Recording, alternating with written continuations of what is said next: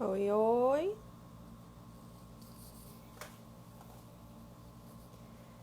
Esperar.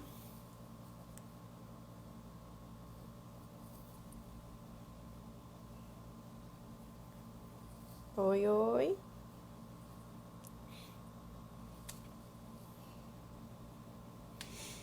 Esperar a doutora Ana entrar pra gente começar um assunto polêmico, diríamos, né?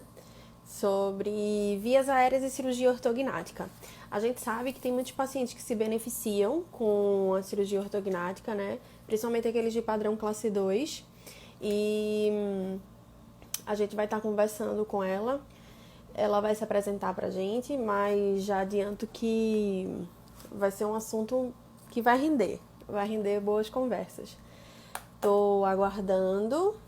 Deixa eu só ver se ela já tá por aqui.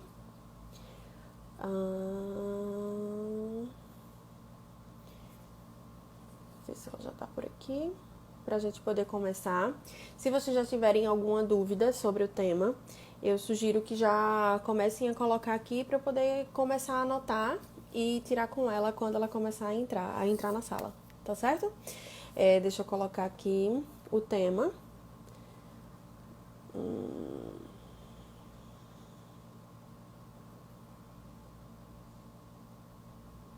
Chegou.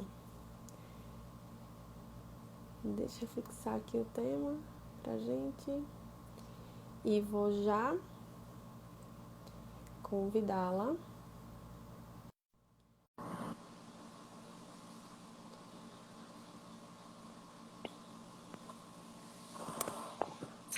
Oi! Ai, peraí. Ai, deixa eu Pronto. me ajeitar também, que eu fiquei sem foco. Agora. Boa noite! Boa noite, pessoal. Boa noite, Tainara. Tudo Boa bom com noite! vocês? Ui, tudo jóia! Muito feliz que você tenha aceitado o convite. É um assunto, no mínimo, polêmico, né? A gente vai gerar uma discórdia aí, por aí. É não, brincadeira, Teremos. não vai. Mas a gente vai ter muito assunto para conversar. Eu estava conversando com o pessoal enquanto que eu te esperava, mas enquanto isso eu quero que você se apresente pra gente, por favor. Bom, pessoal, meu nome é Ana Carolina, eu sou fisioterapeuta há 8 anos, né? Eu me formei há 8 anos e desde que eu me formei, eu tenho me dedicado à área da fisioterapia bucomaxilofacial e também da reabilitação das anomalias craniofaciais, das anomalias e das malformações craniofaciais, né? Fiz aprimoramento profissional na área de malformações congênitas da face. Meu mestrado e meu doutorado eu fiz com cirurgia ortognática, né, com pós-operatório. E a minha especialização eu fiz com UTI adulto. E Uhum. agora sou professora da Fisiocursos também. Sou coordenadora da pós-graduação em fisioterapia bucomaxilofacial, lá da Fisiocursos. Em São E Paulo, estou em São Paulo. antes que E o estou pessoal super feliz de pergunte. estar aqui. Ai, eu que tô. Eu que tô. Eu conheci a Ana aqui através do Instagram. E aí a gente foi se falando até que ela me chamou para fazer uma live com ela sobre fisioterapia nas disfunções oculomotoras. Quem não assistiu, tá lá no YouTube, vocês encontram o link lá na bio. E foi Foi muito super. bacana. Foi muito bacana. E a gente conversou, aí eu, Ana, tem algum assunto que você não falou ainda pra gente poder conversar? E ela, não tem nada, acho que vias aéreas, assim, bem vias aéreas, cirurgia ortognática. Eu digo, minha filha, eu amei. Bem treteira, meu. Amei, amei. Então a gente combinou de hoje conversar sobre isso. Para algumas pessoas que não conhecem o que seria uma cirurgia ortognática, Ana, explica pra gente o que é que seria uma cirurgia ortognática. Então, pessoal, a cirurgia ortognática é uma cirurgia feita por um dentista especializado. Tem muita gente que acha que é um médico que faz, mas na realidade é o dentista, o cirurgião bucomaxilofacial, né? Então, esse cirurgião, que é um dentista, ele faz uma cirurgia dentro de um centro cirúrgico e essa cirurgia tem o principal objetivo de corrigir as discrepâncias esqueléticas entre maxila e mandíbula, né? Uhum. visando ganhos muito importantes, tanto funcionais quanto estéticos, principalmente no perfil das maloclusões. Então, esse é o principal objetivo da cirurgia ortognática. Certo. Tem uns padrões de quem não conhece nada sobre cirurgia ortognática, tem uns padrões de face, né? Geralmente o classe 2, o classe 3 e o assimétrico. Explica pra gente. Então, vamos lá. Quando a gente fala de maloclusão, eu juro que não é Covid não, viu? Só engasguei. Quando a gente fala de maloclusão, a gente segue a classificação de Engel. Então, a classificação de Engel para as maloclusões. E aí ele classificou 1, 2 e 3. Quando a gente fala da maloclusão do tipo classe 1, é o que a gente fala que é um perfil harmônico, mas olha só, ele ainda está dentro das maloclusões. Por Uhum. quê? Porque tem alguma coisa errada, principalmente no alinhamento dentário, mas a oclusão ela é certinha, a oclusão ela é certinha, né? Ela tem um perfil harmônico com os dentes da maxila estando um pouquinho à frente dos dentes da mandíbula, dando um encaixe, um bom encaixe. Não vou falar que é perfeito porque ainda é uma má oclusão, né? Mas é Uhum. o perfil que a gente busca nos pacientes, né? Um perfil harmônico, um perfil com encaixe satisfatório. Quando a Que a gente gente chama fala de caixa de sapato, né? O dente isso, inferior por cima do dente superior. Então seria uma oclusão em caixa de sapato. exatamente. Agora, quando a gente fala da má oclusão do tipo classe 2, a gente está falando quando a gente tem a maxila muito para frente da mandíbula, né? Então a gente tem Uhum.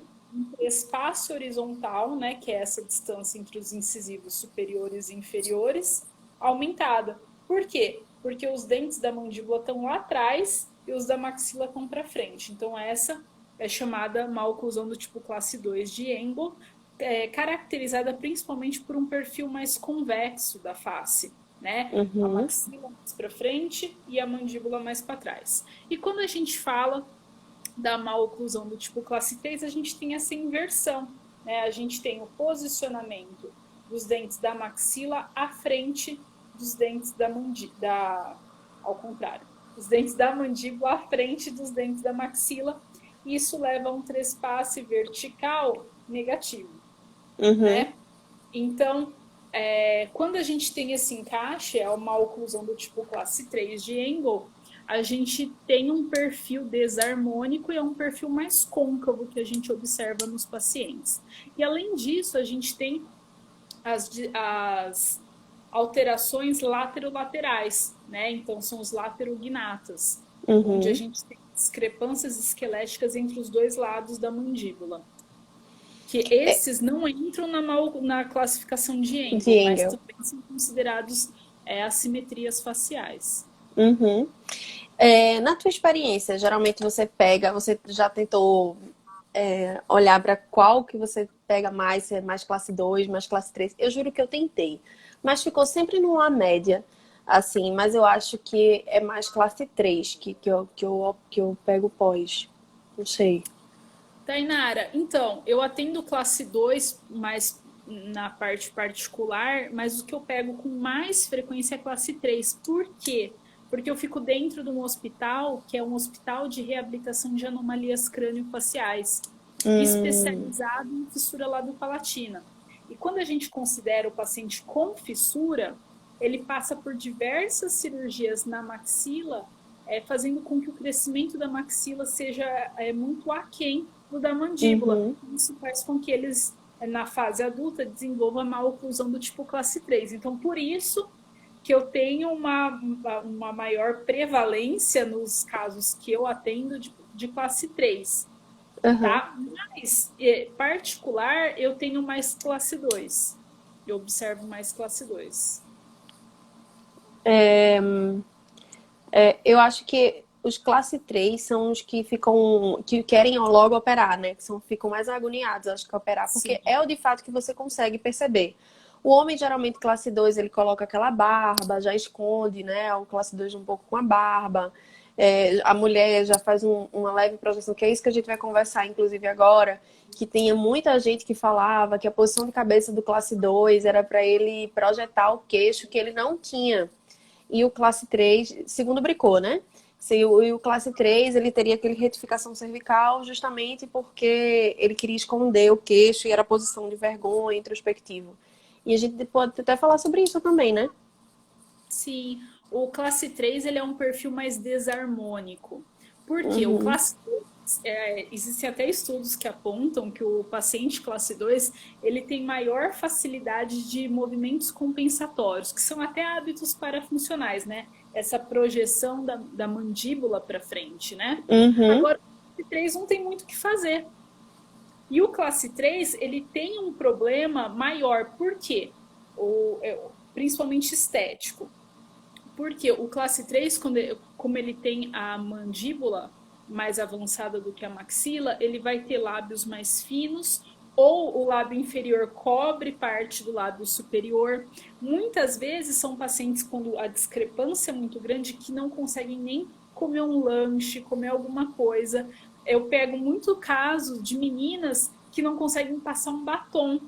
Então, É. eu acredito que a má oclusão do tipo classe 3 ela leva a um incômodo maior e a um desconforto com relação à estética. Inclusive social também, eu acho que não só estética, né? Porque, por exemplo, algo que é muito, muito sutil pra gente, muito básico, que é abrir o sachê de ketchup, o classe 3 não consegue. E Não. é o que todos os meus pacientes de classe 3, e aí, o que é que você vai fazer logo quando for liberado para mastigar e tal, não sei o que, elas abriam um sachê de ketchup. Porque andava com tesoura, tem que ficar pedindo para a pessoa que está com ela, né, para poder abrir. E é uma questão social muito grande, né? Imagina você para todo lugar ter que andar com uma tesoura pequena para não ter que ficar pedindo às pessoas, né? Sim, eu trabalho, né, dentro do Centrinho, né, que é o Hospital de Reabilitação de Anomalias Crâniofaciais. A gente Uhum, trabalha com esses pacientes que já passaram por uma série de cirurgias na face, né? E o que que acontece? São pacientes que já carregam o estigma da fissura. Quando chega uma das últimas cirurgias é a cirurgia ortognática, a expectativa deles é muito alta. E aí a uhum, gente percebe muito bem assim o antes e o depois. Porque o depois desses pacientes, principalmente as meninas, elas já chegam maquiadas, com autoestima maior, lá em cima e tudo mais. Já esses pacientes, eles têm um estigma maior pela própria fissura e pelos aspectos é, de fonoaudiologia mesmo, da fonética uhum. desses pacientes, mas também, junto com o estigma da fala, da cicatriz da fissura, eles carregam a má oclusão do tipo classe 3. Então, são vários aspectos que envolvem esses pacientes. Vários, vários. E assim, o classe 3 também, eu brinco, na verdade, de todo pós, né? Quando a gente vai tirando aquelas fotos, porque eu geralmente gosto de tirar fotos em toda a sessão, para eles irem acompanhando mesmo, porque o paciente de ortognática que ele diz que não tá melhorando, que ainda tá muito demasiado, e quando você vai mostrar ele a foto da sessão anterior para aquela, ele diz, meu Deus, como eu tô melhor. Então eu acho fantástico essa da gente ficar tirando fotos para acompanhar. E é Sim. muito engraçado você acompanhar, inclusive, isso que você está falando, da mulher vir maquiada e tal, porque a primeira semana você vem destruído, né? A primeira sessão você vem quase sendo carregado um lado pro outro, assim, pela família e tal. Na segunda semana eles já começam a querer arrumar o cabelo para poder tirar uma foto. Na terceira semana já vem com o cabelo escovado, ou então já vem com a maquiagem. Com um mês, eles já cortaram o cabelo, já mudaram de cor do cabelo, né? Se quem era morena fica loura, quem é loura fica morena. E eu acho fantástico essas mudanças, assim, porque de fato a pessoa vai mudando a cada semana e a cada foto ela vai vendo, né, o resultado de algo que foi tão esperado. Com certeza. É uma cirurgia que carrega uma expectativa estética muito grande, Que chega a ser né? preocupante em algumas partes, em alguns casos, né? Eu tenho pacientes que já foram para a terceira cirurgia ortognática porque elas não gostam do resultado, mas aí entra uma outra questão também, né, da aceitação, né, o acompanhamento psicológico, que eu acho que é Sim. essencial. Vamos lá, qual a relação com as vias aéreas? Bom, quando a gente fala de tudo que acontece em terço médio e inferior de face, a gente está falando de estruturas do sistema estomatognático, e o sistema estomatognático ele é estritamente relacionado às vias aéreas, né? Então a Uhum. gente tem a boca que faz parte, né? Em partes da via aérea, a gente tem a nasofaringe, a gente tem, durante a cirurgia ortognática, uma das osteotomias feitas a osteotomia preconizada para a maxila é a osteotomia do tipo Lefort 1, e ela corre na base do nariz, que é uma das partes da via aérea. Então, a cirurgia ortognática ela tem estreita correlação com as vias aéreas. Tanto é que no pré-operatório, quando é feito o planejamento cirúrgico, normalmente o cirurgião faz uma avaliação de via aérea por meio de reconstrução 3D na tomografia, para Uhum. ver esse espaço aéreo que o paciente tem e se esse espaço aéreo poderá sofrer alguma modificação com a cirurgia. Deixa eu ver se, enquanto você vai falando, eu vou achar uma foto. Era para ter colocado lá na frente, mas era justamente de uma mudança, assim, de posição de cabeça de um paciente classe 2. E é fantástico ver, assim, porque ele não respirava nada, que a gente vai comentar sobre isso, né, lá na frente. Aqui. Então, olha a diferença. Da posição de cabeça, é porque minha foto ficou bem na. Minha telinha ficou bem na frente do depois, que era o que a gente queria ver. Mas dá pra gente perceber, inclusive a linha, olha a linha verde lá. Ele era um paciente bem classe 2, assim, que mudou completamente. Ele tá maravilhoso. Eu vivo dizendo isso a ele já tá se achando já. Daqui a pouco ele aparece por aí. E você vê a mudança também, né, do posicionamento de cabeça. Então, você tá, de uma certa forma, você também está corrigindo um dos captores de alteração de postura, né? Então, automaticamente o corpo vai se adaptando.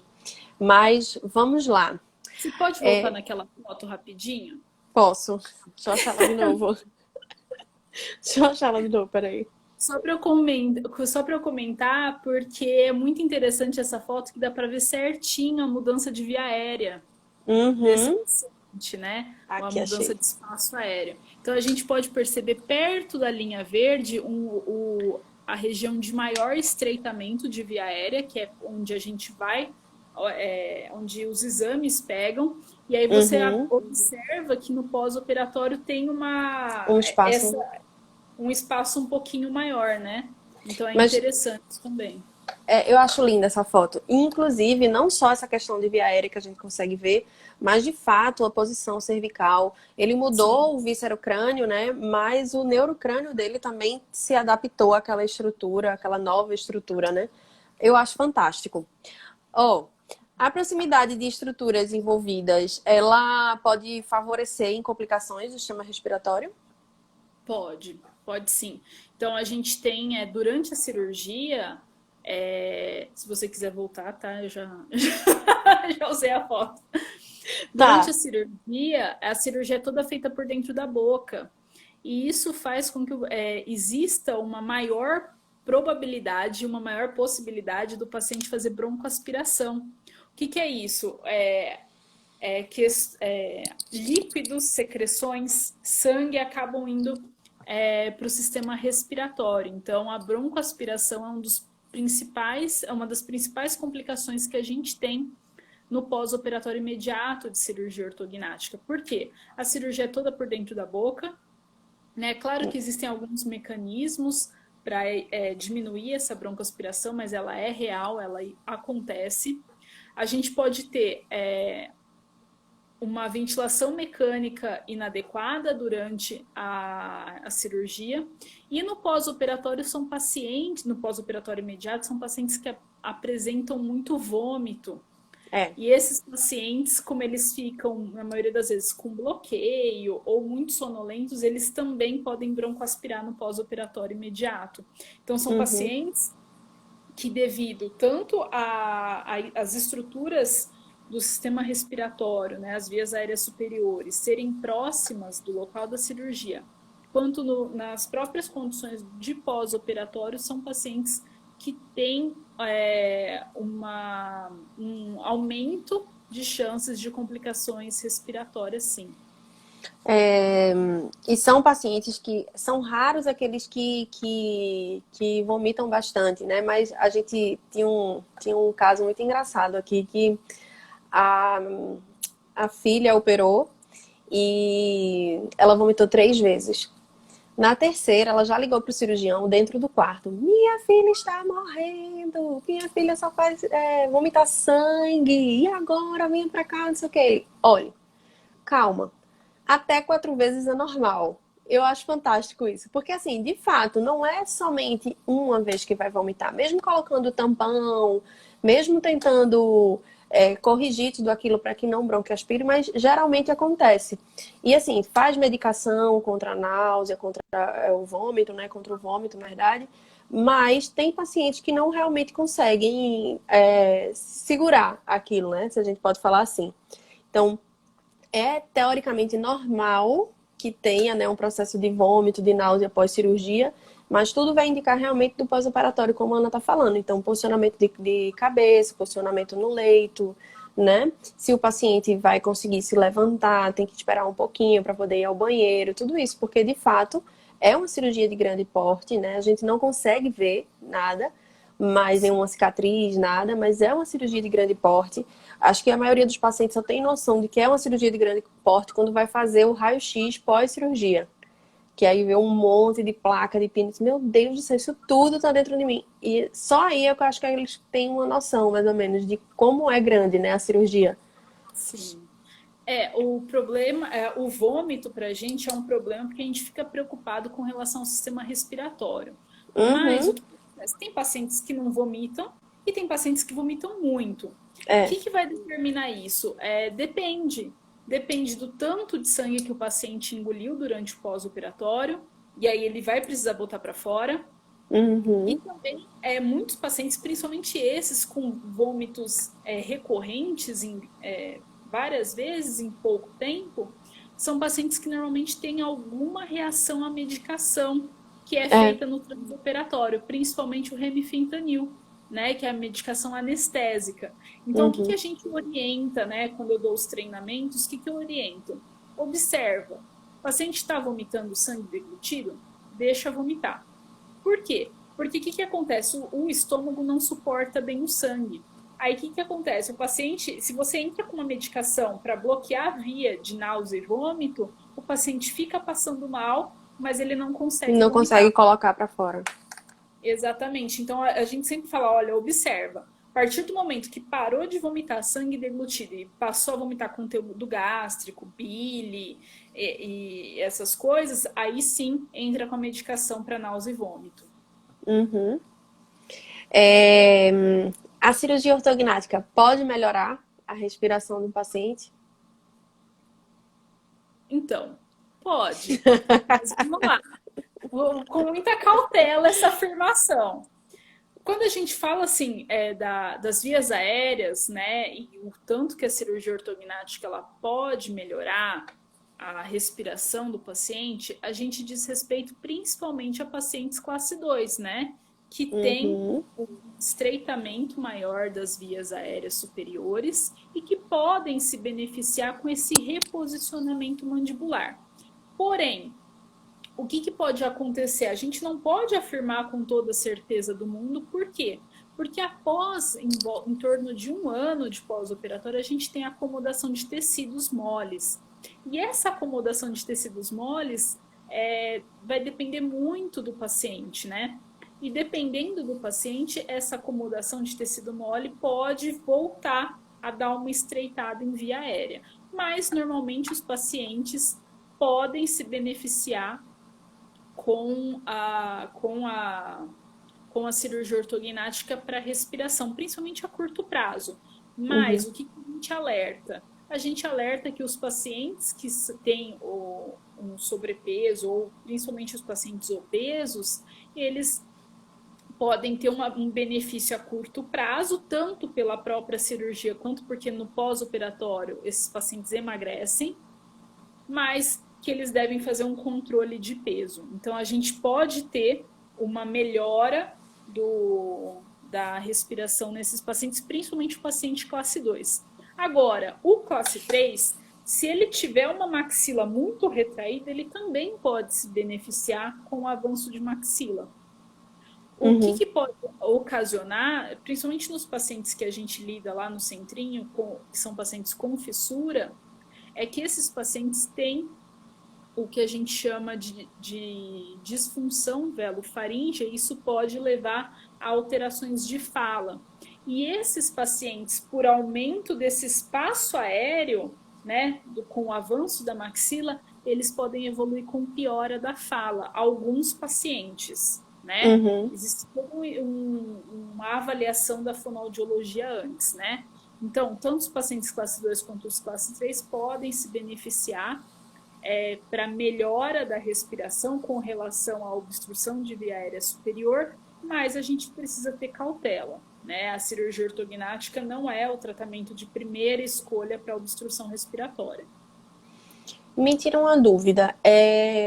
No caso, se o paciente consegue fazer, por exemplo, um acompanhamento com um fisioterapeuta, porque o que acontece muito também é que a gente sabe que o pós-operatório do classe 2 ele é um pouco mais lento, né, do que um classe 3, e justamente por conta de memória muscular, né, o de gástrico lá puxando, então é muita aderência na parte ióide, né, o próprio ióide também fica bem aderido. Será que se a gente enquanto físio, está trabalhando com essa via aérea inferior, vamos dizer assim, essa cervical, mobilidade de tecidos, esse benefício da cirurgia ortognática não se prolongaria um pouco mais?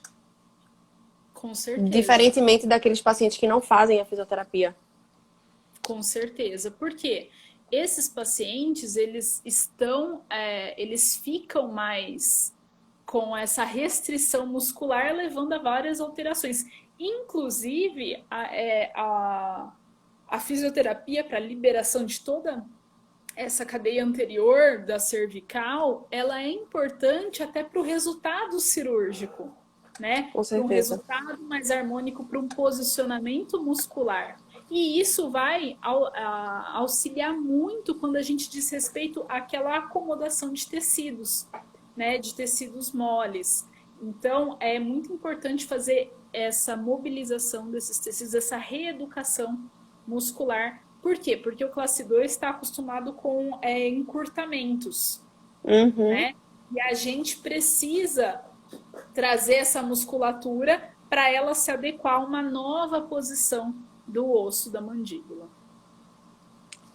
Deixa eu tenho uma pergunta já aqui que seria o próximo tema que a gente iria falar. Você prefere responder ela ou a gente começa e depois a gente Eu acho que responde? é melhor a gente começar, porque vai que eu consigo Certo. responder direto. Que é mais ou menos a pergunta dele, né? Assim, cirurgia ortognática para o tratamento de apneia obstrutiva do sono. Então, a gente precisa ter muita cautela quando a gente fala disso. Por quê? Hoje vende-se a cirurgia ortognática como algo milagroso para quem tem apneia obstrutiva do sono. Por quê? Quem tem apneia obstrutiva do sono tem muitos outros problemas. Tem problema social, porque às vezes não consegue. Eu já vi pessoas que se divorciaram porque o parceiro não conseguia dormir no mesmo lugar que a outra pessoa, por conta de roncos, né? Uhum, Problemas cardíacos. Então, é uma pessoa que ela busca solução. O que a literatura traz hoje para gente? Padrão ouro para controle de apneia obstrutiva do sono é CPAP, tá? A uhum, cirurgia ortognática ela pode ajudar esses pacientes em algumas questões. Porém, lembra que eu falei lá no começo da live, quando a gente fala de cirurgia ortognática, a gente está falando de uma cirurgia que visa a correção de discrepância esquelética entre maxila e mandíbula. Agora, se o paciente não tem discrepância esquelética, por que operar? uhum. A síndrome da apneia obstrutiva, a apneia e hipopneia obstrutiva do sono, ela tem causa multifatorial, né? Uma dessas causas pode ser uma má oclusão, pode ser um classe 2 exacerbado, mas às vezes não é. E o que a gente observa? cirurgias à torta direito. Aí no pós-operatório o paciente evolui com um perfil biprotruso, né, que é aquele perfil que parece um cavalo, fica com um perfil desarmônico, o paciente fica descontente, muda o perfil dele, muda a oclusão e a curto prazo resolve, porque o paciente emagrece, tá ali para frente, e a longo prazo não se resolve mais. Por quê? A principal causa da síndrome da apneia obstrutiva do sono é a obesidade. Então, a gente precisa fazer toda uma avaliação desse paciente, né? A cirurgia ortognática pode ajudar? Pode. Claro que pode, se ela tiver indicação. Agora, o que não dá para fazer é uma cirurgia ortognática logo de primeira escolha em paciente que às vezes tem a síndrome da apneia obstrutiva do sono, porque é obeso, ou porque tem alguma hipertrofia de de corpo amidaloide, de adenoide, e isso tudo tem que ser investigado, né? Então, não é que a cirurgia ortognática não vai ajudar esses pacientes, ela vai, igual o colega escreveu, que no 80% dos casos tem melhora. O problema desses estudos é que eles avaliam a um relativo curto prazo, mas realmente tem uma melhora. Por quê? Porque você posicionou melhor toda aquela musculatura que faz a obstrução de via aérea superior, principalmente no relaxamento, que é no período do sono. O que não dá para fazer? Esses pacientes, eles precisam passar por uma avaliação criteriosa, né? Então, é necessário ter maior critério para se indicar uma cirurgia ortognática? Sim. Por quê? Porque se o paciente não tem uma oclusão, dificilmente é a má oclusão que ele não tem que está causando essa apneia, né? Então, ele deve passar por uma avaliação criteriosa de otorrino, principalmente de otorrino. De repente, ele tem realmente uma má postura cervical, alguma aderência muscular, às vezes até aderência cicatricial. A gente tinha muito caso, hoje a gente está até fazendo um estudo com pacientes classe 3. Por quê? Porque, na teoria, o paciente classe 3, ele tem uma boa via aérea, né? Assim, se ele não tiver outros problemas, mas com relação à oclusão, ele tem uma boa via aérea, um espaço aéreo satisfatório. E a gente está pesquisando, a gente está desenvolvendo uma pesquisa com relação a isso, por quê? Porque há ainda a dúvida, a literatura não esclarece muito se há risco de um paciente classe 3, quando você faz o recuo de mandíbula, de desenvolver uma síndrome da apneia obstrutiva, e não existe ainda evidências disso. A gente está fazendo a pesquisa, mas o que a literatura traz é que provavelmente não. Então, quando o paciente tem um mau posicionamento ósseo, levando a um mau posicionamento também muscular, ele pode ter a apneia obstrutiva do sono e pode se beneficiar com a cirurgia ortognática. Agora, se o paciente tem uma boa via aérea, um espaço aéreo satisfatório e faz a cirurgia ortognática para um recuo de mandíbula, provavelmente ele não vai ter alteração. Então, por isso que a gente tem que questionar, né, o objetivo da cirurgia. Eu volto no objetivo da cirurgia ortognática. É correção de discrepância maxilomandibular. Ok? Ok. Se o paciente não tem discrepância maxilomandibular, não é uma discrepância que está causando obstrução de via aérea. Então, isso tem que ser muito estudado. O que a literatura aponta? Que muitas vezes o paciente tem mau cosioide, mas ele tem a oclusão satisfatória. E aí, o que acontece? Existem algumas técnicas em cirurgia ortognática que você faz uma ancoragem por meio de ancoragem muscular e você consegue trazer o ocioide. Aí, quando tem... você faz uma ancoragem mais ou menos na região de mento. E aí você consegue trazer o ocioide. E aí, o que acontece? Após a acomodação de tecidos, a tendência é que ou o paciente tem um estiramento ou esse tecido se acomode. Então, se você não trabalhar a parte muscular, você não tem uma melhora satisfatória. Então, mesmo esses pacientes que têm benefício da cirurgia ortognática com relação às vias aéreas superiores, principalmente a síndrome da apneia obstrutiva do sono, eles devem ser acompanhados por um fisioterapeuta que deve avaliar toda essa região anterior de cabeça, de pescoço.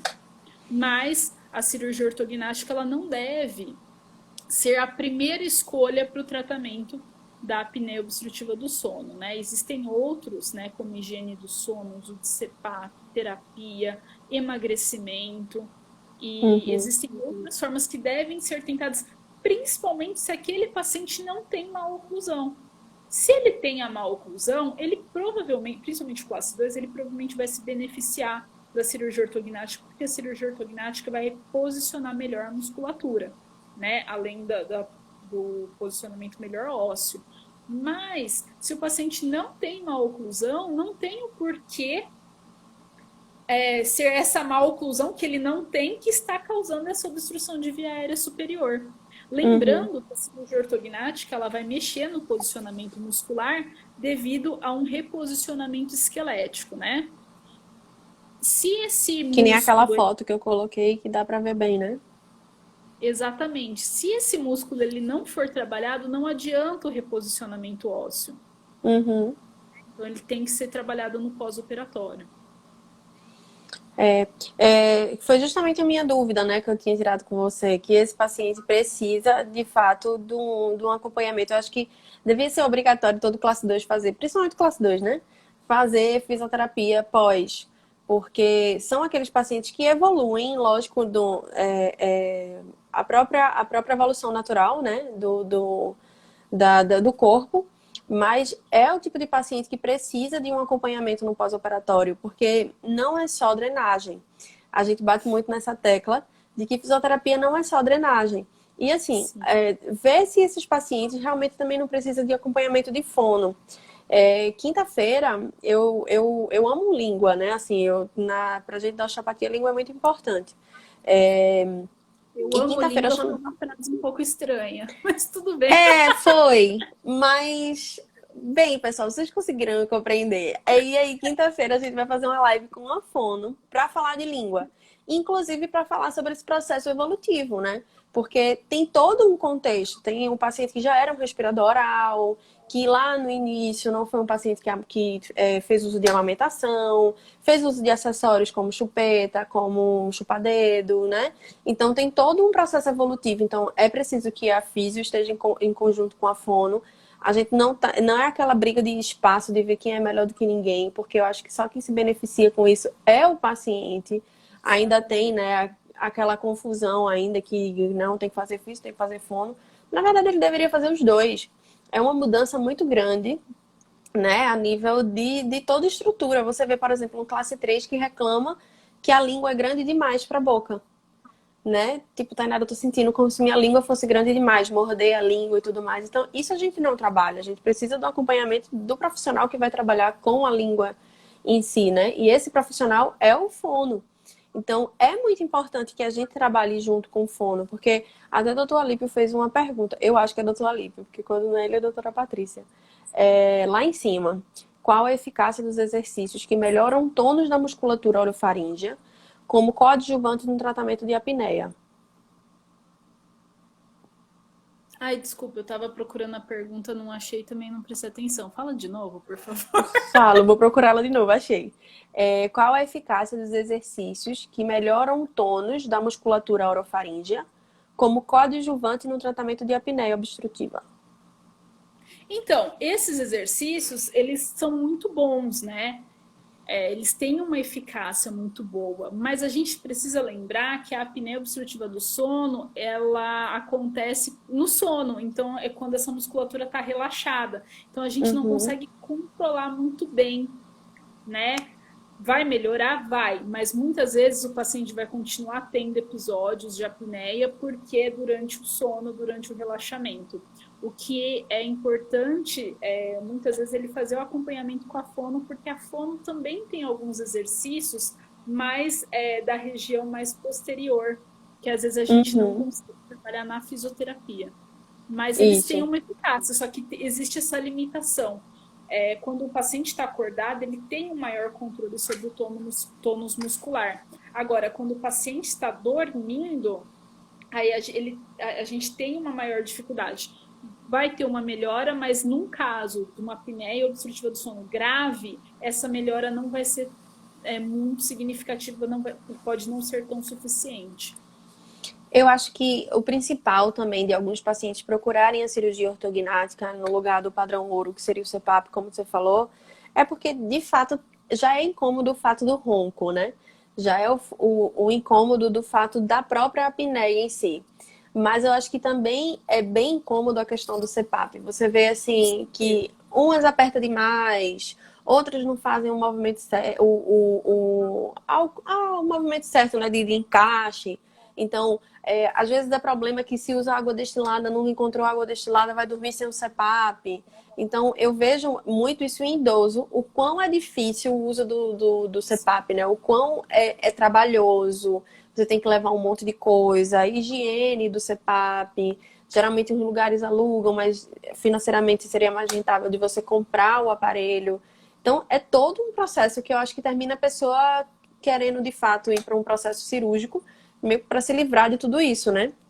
Sim, mas a gente tem que saber o que está causando essa apneia, né? Porque de Sim. repente sabe-se, né, os estudos apontam que uma perda de peso em no mínimo de 10%, ele já traz alguns benefícios e pacientes com síndrome da apneia obstrutiva do sono leve param de ter apneia durante o sono.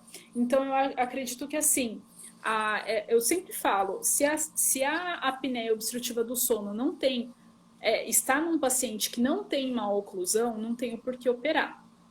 Mas, se o paciente com uma oclusão tem apneia obstrutiva do sono, a gente precisa tomar cuidado com uma série de questões relacionadas a isso.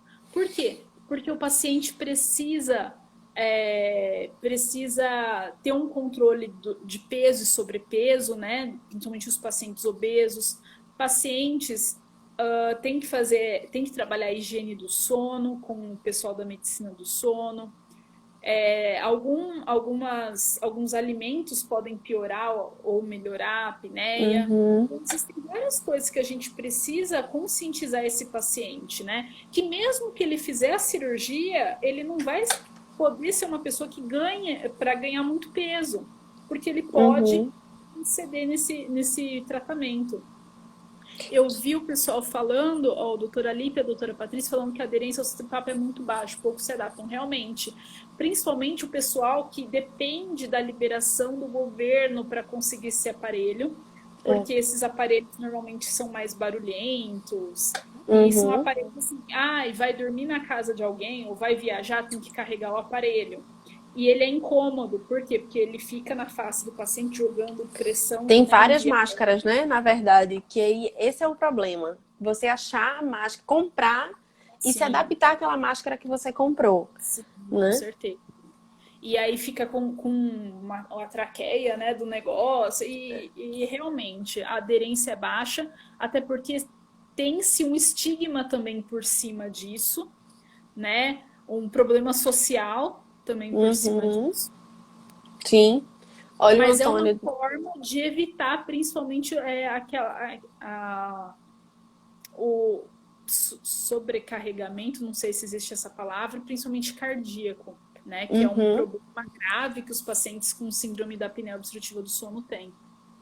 Que são as indicações, inclusive, para os idosos, né? Por conta da Sim, sobrecarga cardíaca, né? O Antônio exatamente. dizendo aqui que não pode dormir na casa de ninguém, que é aquele pega-onça. Ó, o CPAP, hein, Ai, Antônio? olha o CPAP, hein, Antônio? Olha o CPAP. E além disso, o CPAP ele precisa de regulações, né? Ele precisa de manutenção, então ele Eu realmente. tenho uma memória mais recente de uma paciente minha que começou a usar o CPAP. Primeiro, era uma idosa de 89 anos. Então, veja, o médico teve que fazer um terrorismo muito grande para ela poder se adaptar, dizer que ia usar aquilo. Olha, se a senhora não usar isso, a senhora pode morrer, viu? Então, só assim foi que ela disse: não, então compra esse negócio para mim. Aí compraram, mas tentou uma máscara, não se adaptou. Tentou a segunda, não se adaptou. Aí tentou a terceira, agora foi que ela conseguiu dormir. Mas é um estresse, porque aí ligou a máquina não funcionou, aí no outro dia tem que ligar para a fisioterapeuta, aí a fisioterapeuta respiratória que vendeu a máquina vai lá e tenta corrigir aquilo. Então, assim, é de fato bem estressante, né? Se você vai viajar, por exemplo, e leva um daquele e não dá certo, e aí? Vai ficar que nem o Antônio pegando a onça de noite? Não, e tudo isso faz com que o que o doutor ou a doutora, não sei qual dos dois que comentou, faça com que tenha uma baixa adesão, né? Uhum. Com certeza. Mas eu acho que é um dos motivos principais, se não for também a correção de sorriso gengival de vez, de pacientes classe 2, não é? São os problemas respiratórios. Sim, a gente não pode esquecer, assim, que eu até ia falar, esqueci de falar, que você falou que é importante o fisioterapeuta numa reeducação muscular no pós-operatório. Eu diria que o No quanto antes pré você também. conseguir, exatamente. Por quê? Mas no pré, até para o classe 3 é importante. Por quê? Uhum. Quanto antes você conseguir dar estímulos para aquela musculatura se adequar a uma nova posição esquelética, mais fácil o paciente se adapta, melhor é o resultado da cirurgia, menor chance de recidiva da maloclusão o paciente vai ter.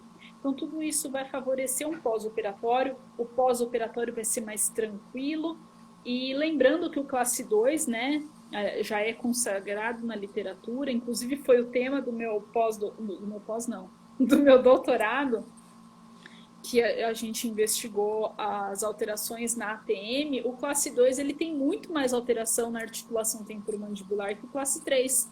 E, invariavelmente, o classe 2 tem DTM no pré-operatório. E é Uhum. necessário, antes de fazer a cirurgia, que se estabilize esse quadro para que o paciente possa operar e ter um pós-operatório menos desconfortável. Porque se você operar o paciente e ele está em crise de dor, está num quadro agudo, é muito ruim o pós-operatório desses pacientes. Então, Eu acho principalmente o que classe 2 precisa de uma avaliação pré-operatória. Eu acho que é muito importante a gente continuar a bater nessa tecla da importância da avaliação pré-operatória. Porque chega o paciente pra gente com um rosto completamente diferente, que já não era aquele, né? Que a gente não vai, já vai pegar o novo. E adaptações que ele tinha, por exemplo, tô sentindo minha ATM instalar. Aí eu tenho que ficar naquela, ela instalava antes? Instalava. Eu disse, então, olha, calma. Porque a gente ainda não chegou na abertura funcional, né? Pode ser que melhore, pode ser que continue. Geralmente quem instala fica com aquele instalinho. Mas é muito importante, principalmente para a gente direcionar o tratamento. E eu tenho certeza que, assim, os pacientes que eu tive a oportunidade de pegar em pré-operatório, o pós-operatório foi infinitamente melhor e mais rápido. Sim, até pela educação do paciente, você consegue preparar o paciente para o pós-operatório, deixar ele mais tranquilo, né? Orientar esse paciente é bem melhor. E Mas além disso, infelizmente não é muito a realidade, né? São não poucos os mesmo. pacientes que chegam para a gente no pré-operatório. Quando chega, é porque o cirurgião já trabalha com algum físio, indica. Uhum. Do contrário, é só no pós-operatório mesmo. É um paciente que geralmente sente dor também, é um paciente que está com disfunção temporomandibular e para não operar daquele jeito, e aí encaminha para a gente. Eu tenho Sim. a sorte, graças a Deus, que doutor Lipe e doutora Patrícia são assim, tentam encaminhar no pré para a gente poder fazer avaliações. Inclusive porque quando a gente vai pedir para ele trabalhar a mímica facial, a gente não viu como era a mímica facial dele antes. Então, é Sim. importante a avaliação pré para a gente ver se tem alguma alteração de mímica facial. É importante a gente fazer o pré para a gente ver como é que tá a questão de musculatura, porque se ele era um paciente que tinha preferência mastigatória, então ele vai ter um lado com um tecido mole maior do que o outro. Então isso tudo a gente precisa saber também, porque o resultado depende disso. Perfeito. E é muito importante a gente reeducar esse paciente. Por quê? Não adianta esse paciente ter os vícios mastigatórios que ele tinha no pré-operatório no pós-operatório, porque ele vai prejudicar o resultado cirúrgico, vai causar dor, vai causar desconforto e ainda vai reclamar Uhum. que tá ruim. Pois é. Mas a gente tenta bastante fazer isso, só que para a maioria dos pacientes é realmente só a drenagem. Então, quando Sim. eles conseguem ver um resultado palpável, que o rosto está bem melhor, exercício, ó, deixa pra lá. Você pergunta, né? E aí, tá fazendo um exercício e tal? Ó, tô sentindo teu sorrisinho meio torto, a gente precisa corrigir isso. Tem feito os exercícios? Acho que eu fiz. Lembrando, tentando lembrar quando foi que ele fez. Não, eu fiz uma vez na semana passada. E isso é muito importante pra gente, porque é a troca, né? A gente só consegue ajudar se ele ajudar.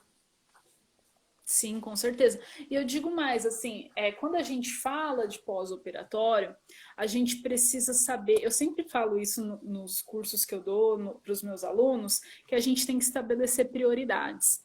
A prioridade no pós-operatório imediato não é o edema. A Com prioridade é manter certeza. permeabilidade de vias aéreas. Então, o fisioterapeuta que consegue ter o acesso no trans-operatório, né, logo que acaba a cirurgia, ou no pós-operatório imediato, ele deve avaliar esse paciente para saber se esse paciente vai desenvolver uma complicação respiratória. Ausculta o paciente. O fisioterapeuta que trabalha em pós-operatório imediato de cirurgia bucomaxilofacial, ele deve auscultar o paciente. Por quê? É uma cirurgia eletiva. A cirurgia eletiva, a gente não pode aceitar que uma cirurgia eletiva complique a ponto do paciente ter risco de vida, complique a ponto do paciente precisar de oxigenoterapia, ou complique a ponto do paciente precisar de um leito de UTI. Então, o que eu sempre bato na tecla, a gente se preocupa com via aérea. A via aérea tá ok? O pulmão tá limpo desse paciente, a ausculta tá simétrica, a via aérea tá pérvia, aí a gente se preocupa com o edema. Porque o edema, ele é um processo natural do pós-operatório, ele já é Com esperado. certeza. Quando ele não é esperado, quando ele é exacerbado, mas exacerbado o suficiente que ofereça risco para a via aérea. E aí a gente Uhum. cai na prova de novo.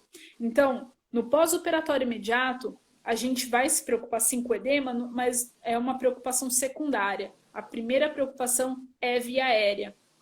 E eu acho muito importante, infelizmente, a gente não tem muitos fisioterapeutas que trabalham no pós-operatório imediato. Alguns cirurgiões têm um receio de liberar o paciente para fisioterapia. Alguns hospitais não têm o fisioterapeuta no pós-operatório desses pacientes, mas o fisioterapeuta ele é fundamental para a segurança do pós-operatório imediato desses pacientes. A gente Uhum. fez um estudo aqui, um levantamento, né, um estudo transversal a respeito de complicações no pós-operatório de cirurgia ortognática. E a gente chegou à conclusão que porque hoje a gente tem como protocolo a avaliação e atendimento de fisioterapia no pós-operatório imediato desses pacientes. A gente diminuiu a quase zero a incidência de pacientes que necessitavam de leito de UTI no pós-operatório da cirurgia ortognática. Por quê? O fisioterapeuta capacitado, treinado, que conhece a cirurgia e que conhece a fisioterapia respiratória, ele é capaz de identificar precocemente, tratar precocemente complicações respiratórias, né? Evitando assim que o paciente vá complicando e levando essa complicação a ter um tamanho que a gente não deve aceitar para uma cirurgia eletiva como a cirurgia ortognática. A cirurgia ortognática é uma cirurgia eletiva. Se o paciente não fizer, ele não vai morrer. Uhum. Mas aí a gente precisa proporcionar um pós-operatório de qualidade e seguro o suficiente para assegurar que se ele fizer, ele também não corre risco de vida. Né? Então, eu sempre bato nessa tecla quando a gente fala. Prioridade no pós-operatório imediato, via aérea. Depois, quando ele vai para a clínica, a gente se preocupa com edema, porque edema incomoda e pode trazer uma Pode insatisfação trazer com dor relação também. exatamente, e função.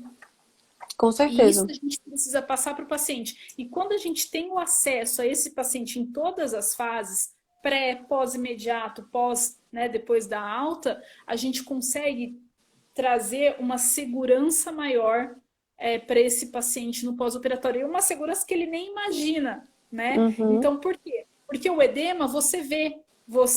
No pós-imediato, você pode pôr kinesiotape, um paciente vê que você está fazendo alguma coisa. Agora, dificilmente a gente vai lembrar da fisioterapia respiratória, que foi o que evitou que ele tivesse uma pneumonia no pós-operatório. Ó, professora, para pacientes com palato mais alto, pode complicar essa relação das vias aéreas e cirurgia ortognática? Não, normalmente não. Pode, assim, ser uma osteotomia um pouquinho mais delicada, mas não com relação à complicação de via aérea, não. Até porque esse paciente também vai passar por ortodontia, né? Então, Sim, se for necessário, vai ter essas correções. é. Quais as capacitações necessárias para o fisioterapeuta estar preparado para tratar um PO imediato? Do caso, Então, duas partes, né? Essa parte de vias sim, aéreas e a parte também do fisioterapeuta em si, de trabalhar com o pós-operatório imediato, né? Não na ortognática, né? eu, assim, eu falo porque eu trabalho desde que eu me formei no pós-operatório imediato, né? Então, é muito importante que o fisioterapeuta saiba avaliar e tratar, né, questões respiratórias, né? Fazer uma boa avaliação respiratória, saber avaliar vias aéreas, saber fazer uma boa ausculta, saber técnicas de reexpansão pulmonar e de higiene brônquica, saber quando aspira esse paciente, o porquê aspira e como aspira, porque é um paciente diferenciado, né? Uhum. Ao mesmo tempo, você tem que ter o conhecimento da cirurgia, né? O que pode ter acontecido nessa cirurgia, quais as medicações que provavelmente foi utilizada, o risco de broncoaspiração e o porquê, em quais momentos existe o maior risco de broncoaspiração. E também para trabalhar no pós-operatório imediato é necessário assim, ter um bom conhecimento com relação a controle e manejo de resposta inflamatória, né, para manejo do edema. Lembrando que a gente não evita edema, a gente modula e controla. Então, saber das fases de cicatrização, das fases de formação do edema, até que ponto, até quantas horas de pós-operatório ele se forma, saber esse comportamento do edema é fundamental para o fisioterapeuta que trabalha no pós-operatório imediato, além de toda essa questão de fisioterapia respiratória que eu coloquei. Não sei se você lembra, mas eu brinquei com você que a gente foi invertido, né, na formação. Meu TCC foi em UTI, em respiratória, que tudo que você fala aí pra mim fez muito sentido e tudo mais. E o teu foi depois, né? Depois que você fez Sim, uma formação. Mas é muito importante isso, porque logo quando a gente se forma, a gente aprende a ser muito técnico em tudo, né? Então, tudo que você está falando aí da parte respiratória, a gente teve acesso durante a universidade. Então, né, uma boa escuta, avaliação de expansão pulmonar, tudo isso a gente teve. Então, teoricamente, se você tiver a formação de como trabalhar com esse paciente de ortognática, o resto vai entrar em sintonia, que você não vai nem perceber. Mas para isso você precisa das formações, né? Ter estudado um sim. pouquinho a mais para isso. E não esquecer, porque o que acontece? A gente foca muito em edema, edema, edema, edema. O edema é a segunda preocupação, a primeira é via aérea. Né? Então, o que a gente Pois é. vê? A gente vê fisioterapeutas que, felizmente, têm o acesso ao paciente, mas não avalia via aérea. Uhum. A gente tá com 1 minuto e 35. Vou fazer só Ai, meu Deus, eu não empolgo. Mas não, tá, foi ótimo. Só fazer um destaque. Eu tava vendo um grupo de Facebook que tem gente com 10 dias de operado, com 12 dias de operado e outro com uma cirurgia para essa semana. Eu acho de uma irresponsabilidade sem tamanho no momento que a gente está passando. Se um paciente, já que a Sim. gente está falando de via aérea, se um paciente precisa de algo desse tipo, uma complicação, e aí? Né? E é Fica a o que eu dica. falei, né? É uma cirurgia eletiva. Pode esperar. Exato, exato. Enfim, 1 minuto. Ana, muito obrigada, muito obrigada. Eu amei. Amei demais, Eu que assim, acho que foi um tema agradeço. que a gente não vê nessa quarentena, eu até agora não vi nada falando sobre a questão de vias aéreas. Muito obrigada por ter participado, muito obrigada por tudo, por estar aqui. Eu que agradeço, agradeço o convite, agradeço a participação do pessoal, do doutor Alípio, da doutora Patrícia, do Vinícius, da Rauinara, de todo mundo. Agradeço muito, pessoal. Adorei estar aqui, Tainara. Muito obrigada. Ai, amei. 20 segundos. Obrigada a todos que estiveram aqui. Foi Beijo, maravilhoso. pessoal. A live vai ficar direto no IGTV, mas depois ela vai sair e eu vou deixar o link lá do YouTube, porque o pessoal não assiste aqui, eu não quero ficar enchendo o feed, tá? Um beijo, amei. Obrigada, pessoal, por ter Beijo. participado. 9 segundos. Tchau, tchau. Tchau.